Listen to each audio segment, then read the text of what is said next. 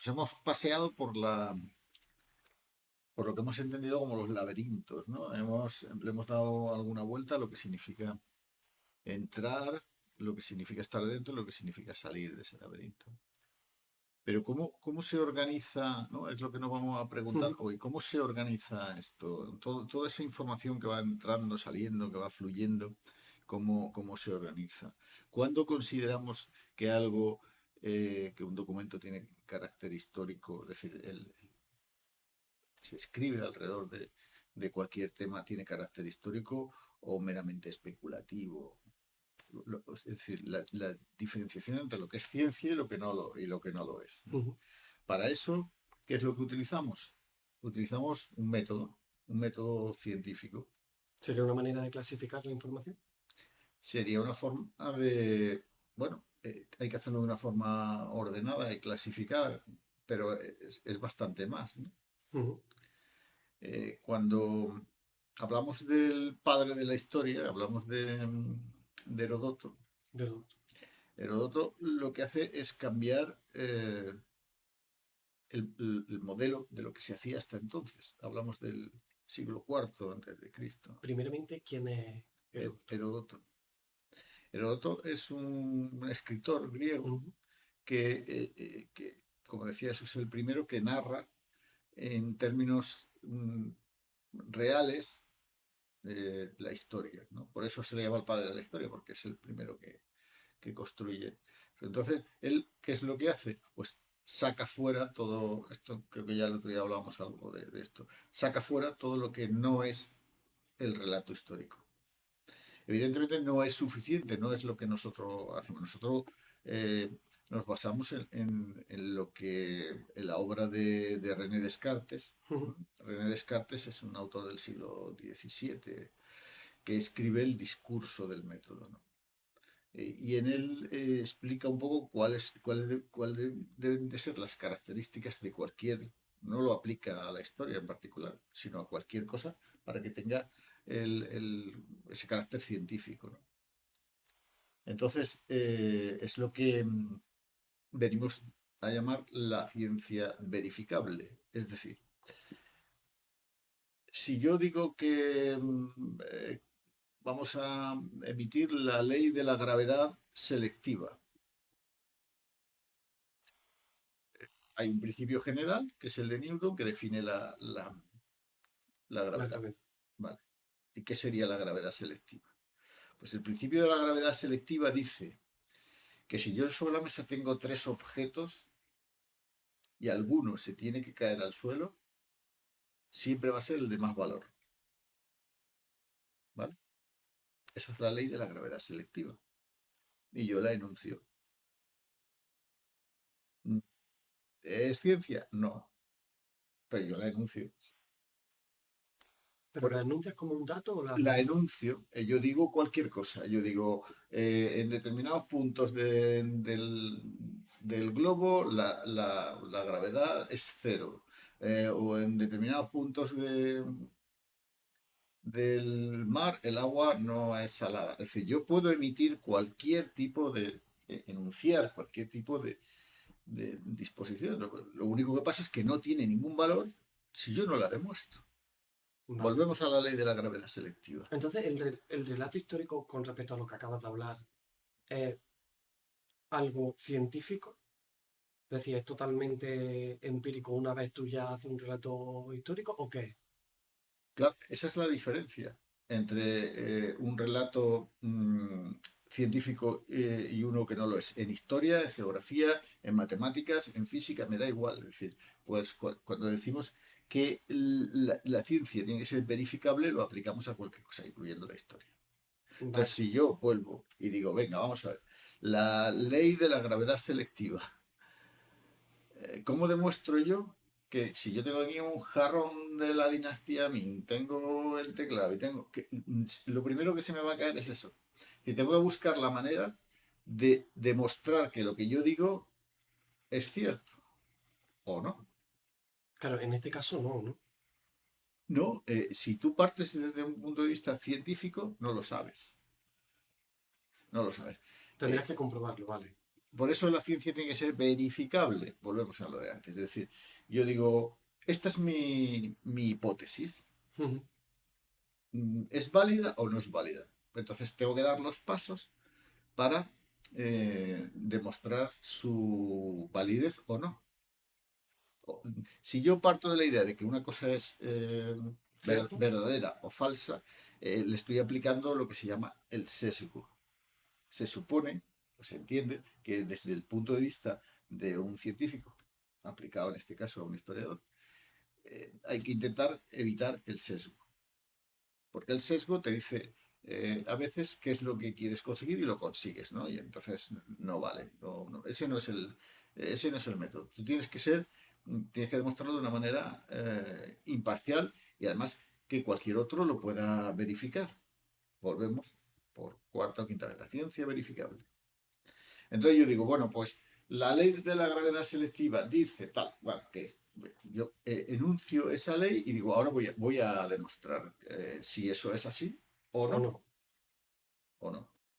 Entonces, ¿qué es lo que tengo que hacer para verificar si eso es así o no? Pues el método, aplicar el método científico. Y el método científico lo que parte es de una serie de conceptos, de, de, de desarrollo, de apartados que te van a ir marcando la línea a seguir para llegar al final a unas conclusiones. Empezaríamos con una introducción, es decir, ¿de qué estamos hablando? Estamos hablando de la ley de la gravedad, estamos poniendo un ejemplo ficticio, Sí, sí. ¿vale? Para que nos entendamos. Pero bueno, hablamos de la ley de la gravedad, podemos hablar de Newton, podemos hablar de los diferentes campos gravitatorios, podemos hablar de lo que significa, de lo que es la atracción entre los planetas, de la Luna, podemos hablar todo eso. Eso sería definir un poco qué es la gravedad. Y dentro de eso, ¿a qué llamamos nosotros la gravedad selectiva? Vale, a partir de ahí tendríamos que hacer un estudio de las fuentes, ¿no? Es decir, Ujú. tendríamos que, una vez decidimos cuál es el tema, explicamos cuáles son sus antecedentes, vemos, bueno, nuestro objetivo en este caso, que está bastante claro, es saber si es verificable o no este principio que hemos aplicado. Eh, Vemos cuáles son las fuentes en las que nos podemos guiar. Es decir, vendría a ser un poco el estudio de lo que otros autores han podido decir sobre este tema, ¿no? Es decir, lo que es Estudios anteriores que justifiquen nuestro punto de vista. el Ujú. estado o no, el estado lo que se llamaría el estado de la cuestión, a De la través de cuestión. fuentes secundarias, suponiendo que tuviéramos unas fuentes primarias, ¿no? Es decir, entonces, una vez hemos analizado todo eso, vemos que en este caso este tema no se ha tratado nunca, no existe de una forma científica, ¿vale? Pues con eso ya tendríamos. Fijamos lo que sería un marco teórico y la crítica de lo que hemos obtenido en esas fuentes, Ujú. lo que hemos considerado para esas fuentes, y definimos un método, una metodología para ser más exacto. ¿Cómo vamos a verificar si esto es así o no? De una manera cuantitativa, es decir, probando 15 veces a ver qué se cae antes y haciendo una estadística, o cualitativa, o de cualquier otra índole que establezcamos, ¿no? Y con eso establecemos unas conclusiones. Imaginemos que utilizamos el método más costoso, el cuantitativo. Yo digo, bueno, pues pongo tres cosas, muevo la mesa y veo que se cae antes. Una, dos, tres, cuatro, cinco. Vale. Entonces yo digo, bueno, pues de ahí sacaré unos resultados estadísticos que me dirán, pues es aleatorio, unas veces cae una cosa, otras veces cae otra. Ujú. O no, hay una parte que cae más. Entonces, esos formará parte de las conclusiones. Y eso es lo que al final me dirá, pues que mi planteamiento inicial es verdadero o es Ujú. falso, es correcto o es incorrecto. Eso es lo que entendemos como el método. Como el método. ¿Este método lo aplica René Descartes o es un método ya más sofisticado que utilizamos ahora Re- porque ya hemos conseguido? René Descartes es un filósofo que desarrolla una serie de cuestiones. Por ejemplo, Ujú. cuando nosotros hablamos de coordenadas cartesianas, hablamos de las que él estableció. O sea, que él establece lo que el X y el Y, ¿no? Y el Z, si hablan de eso. Ujú. Eh, Él establece un método, sobre todo para otras ciencias, no para la historia. La historia se, Se adueña. se- sí, se une un poco a esto para evitar todo lo que estaba pasando en el siglo XIX, cuando vemos cómo hay mucha gente que hace arqueología de una forma un poco heterodoxa, ¿no? De Ujú. una forma poco científica y se cree, o sea, se entiende y se admite que se puede y se debe de aplicar el mismo método que para otras ciencias, aunque sea con sus peculiaridades, aunque sea una Ujú. ciencia distinta, tiene que establecer un marco y siempre eh, eh, abierto. El otro día hablábamos también de la muerte de Kennedy, ¿no? Ah, claro. ¿Qué decíamos de la muerte de Kennedy? Que con los datos disponibles y la información oficial, lo que había era gente que especulaba con la idea de que no fue así. Pero digo especulaba, porque realmente mientras no se han tenido datos eh, y un conocimiento más amplio que ha venido por la apertura de los ficheros secretos en Estados Unidos de parte y de esos ficheros donde se ha ido viendo que efectivamente muchas de las teorías esas sí tenían una base real, Ujú. apoyada en los documentos, en los vídeos, en todo eso. Es decir, en el momento en que se ha podido apoyar en algo, se le ha dado sentido a esa teoría y se ha visto que efectivamente eh, tiene visos de no ser lo que el gobierno en los años 60, 70 dio como válido. Claro, ha pasado de una especulación a tener datos Por, a ser una opción real. Porque ya se ha podido aplicar la utilización Ujú. de fuentes primarias que nos han dado una información más amplia y más concreta. Si te aparece la declaración del policía, la declaración de la secretaria que estaba en el bloque de piso y que te dice que al que Oswald no le dio tiempo a bajar, si te Ujú. dicen que las trayectorias de los disparos son imposibles, porque no puede matar a Kennedy y herir un solo tirador, no puede matar a Kennedy y herir al gobernador que iba delante. Se comprueba la teoría de los dos tiradores mediante la documentación existente. Bueno, pues eso ya pasa a otro nivel, ya no es especulativo, ya tiene una serie de soportes que le dan visos Ujú. de realidad. ¿Vale? Entonces, eso es muy habitual. Aquí hablamos de una ciencia reciente, pero podemos hablar de cualquier cosa. Es decir, cuando decimos las pirámides las construyeron los extraterrestres. Bueno, Sí, no, sí, sí, no vale. deja de ser, todo es válido, aquí no hay nada cerrado, ¿vale? Pero para que eso sea admitido, tú tienes que demostrarlo, no vale con que especules sobre ello. Sí, tienes que tener indicios. Tienes y más que indicios, tienes que tener pruebas, Vale. más que indicios. Por eso volvemos al método. Tú tienes que establecer, es decir, el ejemplo de esta ley de que nos hemos inventado. Ujú. Si yo digo la pirámide de Keops la construyeron los extraterrestres, muy bien. Esa es la primera parte de ese Claro, discurso, la ¿no? introducción. Yo digo esto es lo que y explico cómo se construyó, para quién se construyó, cómo se empezó a excavar, en fin, puedo contar todo, ahí hay muchos antecedentes, muchas cuestiones previas, ¿no? Que se pueden. Y desde luego, si hablamos de documentación en términos de fuentes secundarias, pues también, porque había mucha gente que ha estudiado eso.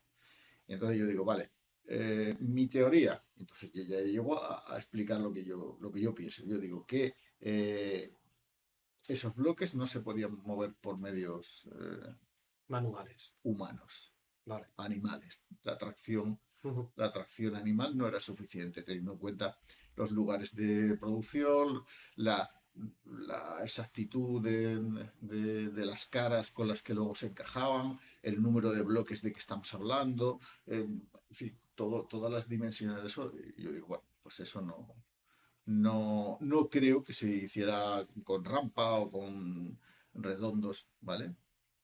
Muy bien, pues sigue. Es decir, ¿cómo voy yo a ver otra cosa? ¿Cómo voy yo a hacer otra consideración al respecto, ¿no? Entonces yo tengo que ver qué método es el que voy a utilizar.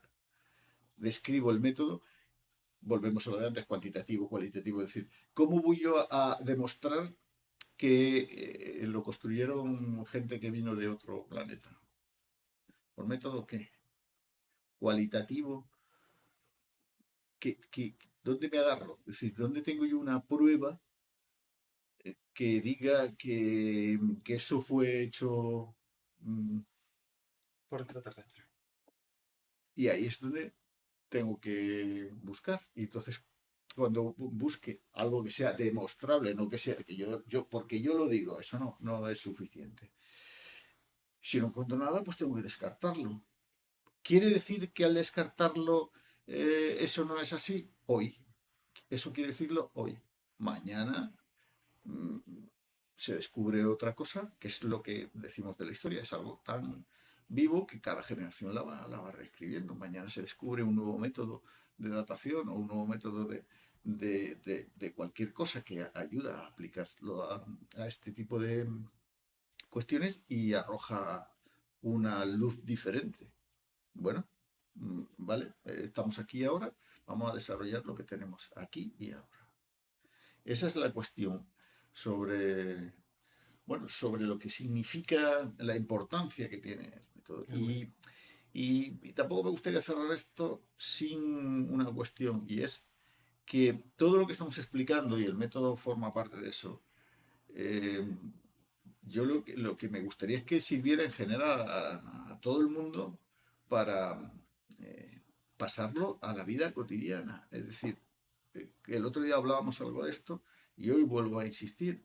Es muy importante aplicar todo esto que hemos dicho, tanto del laberinto como esto de los métodos y de lo que son estas herramientas que te da la historia o cualquier ciencia, para ser críticos con Facebook, con Twitter, con todo lo que nos encontramos a diario. Sí, Es en la decir, vida diaria. claro, lo de las noticias falsas es una cuestión ya alarmante y es porque somos muy poco críticos. Y se trata precisamente de utilizar esta metodología a la hora de encontrarnos con cualquier texto, cualquier vídeo, cualquier forma de, de pasarnos algún tipo de información, tiene que ser sometida a crítica, porque no podemos aceptar como bueno todo lo que nos llega. Y para eso es fundamental que seamos críticos con todo lo que nos va llegando. Utilizar el método en el día a día. Utilizar el método, utilizar la crítica, utilizar las fuentes, lo que hablamos el otro día de cómo se utilizan las fuentes, de lo que son las fuentes primarias, lo que son las fuentes secundarias, lo que es la crítica de las fuentes, incluso de las primarias. No vale que nos digan que Napoleón dijo tal o cual cosa. Hay que ver que efectivamente lo dijo, dónde lo dijo, en qué contexto, cómo, por qué, y si eso es primero verificable y después utilizable, ¿no? para determinadas cosas. Entonces, en todo eso creo que cada vez somos menos críticos frente a cualquier situación. Hablo desde un discurso en el Congreso por parte de un diputado diciéndonos que las cosas son de una manera. Ahora estamos viendo una situación bastante tensa en el Congreso desde postulados completamente distintos, ¿no? Visto desde un lado, visto desde otro. Y se trata de ser capaces de analizar qué está pasando y cuáles son las razones que envuelven todo eso. Y para eso esto es una ayuda importante porque te permite identificar, es decir, de dónde venimos. Quiero decir, de dónde venimos, me refiero en el caso de la situación actual del gobierno y de la oposición, de dónde venimos, de la dictadura, qué significó la dictadura, qué pasaba antes de la dictadura, qué significó la guerra civil, qué pasó en el 78, qué significó la Constitución del 78, qué ha pasado durante este periodo de tiempo, qué tensiones. Es decir, hay que entender un poco todo para poder posicionarse. No vale con decir yo acepto lo que dice el líder, ¿no? Que esa es la posición con la que yo siempre voy a estar en contra. Cualquier otra posición es respetable. Me gustará más, me gustará menos, pero es respetable. Pero cuando lo que hace sencillamente es repetir lo que el líder, en fin, lo que. Entonces ya no eres suficientemente crítico como para poder ser dueño de tus verdades. O de tus palabras, sí. Ya Es, la verdad aquí se difumina. claro, es una forma de decir, yo cuento, no miento, pero cuento parte de la verdad. Claro. Es decir, una forma de entender esto que es intentar verlo desde diferentes puntos de vista, ¿eh? Por eso el método histórico sirve y ayuda en todas estas cosas, porque al final te obliga a ser, es decir, cuál es la idea que quiero analizar, de dónde viene, de dónde procede, cuáles son las fuentes, qué antecedentes hay alrededor de ella y empezar a criticar todo eso. Cuando digo criticar no me refiero a hablar mal. Cuando digo criticar me refiero a analizar qué es lo que dice, si es correcto o no lo que dice, si las bases en las que se apoya son ciertas. Es decir, no se trata de criticar en el otro sentido, ¿no? En el Sí, sentido, criticar por criticar. sí, más popular del término tal y como se utiliza ahora, ¿vale? Entonces hablamos de la crítica en un sentido siempre constructivo de la cuestión que sea. Da igual que hablemos de la política de hace 2 días que de hace 500 años. Es la misma cuestión.